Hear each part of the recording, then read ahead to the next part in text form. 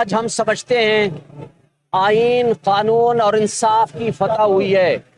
مجھے یہ بتائیں کہ جس شخص کو، عمران خان کو 25 دن آپ نے جیل میں رکھا، اس کے بعد آج آپ نے ضمانت دی ہے، تو اس 25 دن کو کمپنسیٹ کون کرے گا؟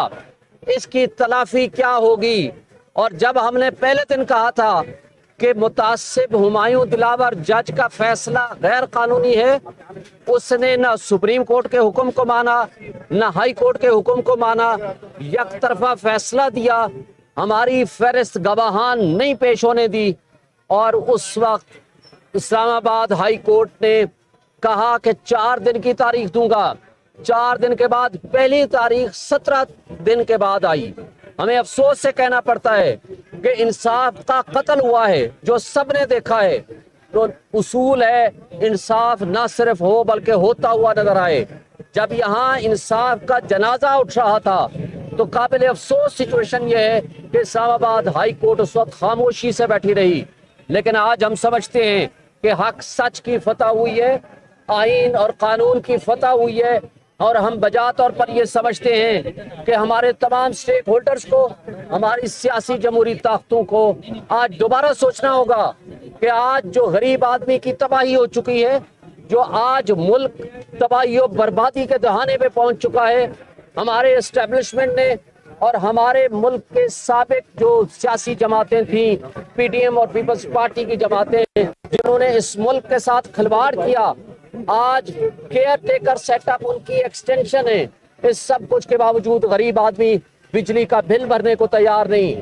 عمران خان کی دشمنی میں سوال کرتا ہوں تمام سٹیک ہولڈر سے، اپنے اسٹیبلشمنٹ سے، کیا نیشنل سیکیورٹی، کیا پاکستان کی بقا، کیا 25 کروڑ عوام کی فلاح و بہبود کے مقابلے میں ایک شخص کی دشمنی آپ کو اتنی اوور ویلمنگ، آپ کو اوور ویلم کرتی ہے کہ آپ تمام چیزوں کو ایک سائڈ پہ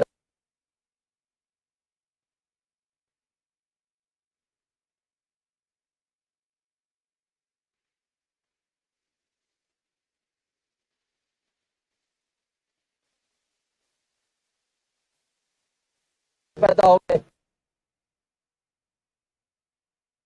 فضا ختم کریں۔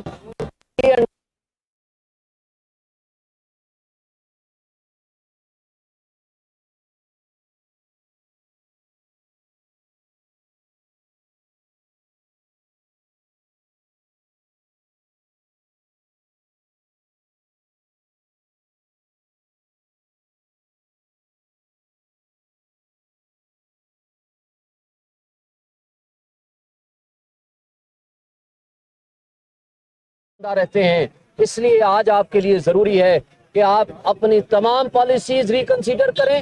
ہمارے مقتدر طبقے اور حلقے اس میں عمران کی دشمنی میں اتنا آگے نکل نہ جائیں کہ ملک کو داؤ پہ لگا دیں، اور اس کے ساتھ تمام ادارے، ہماری لا انفورسمنٹ ایجنسیز اور ہمارے منصف اپنا وہ پازیٹیو رول ادا کریں جو آئین اور قانون ان کو حکم دیتا ہے اور اجازت دیتا ہے۔ Thank you.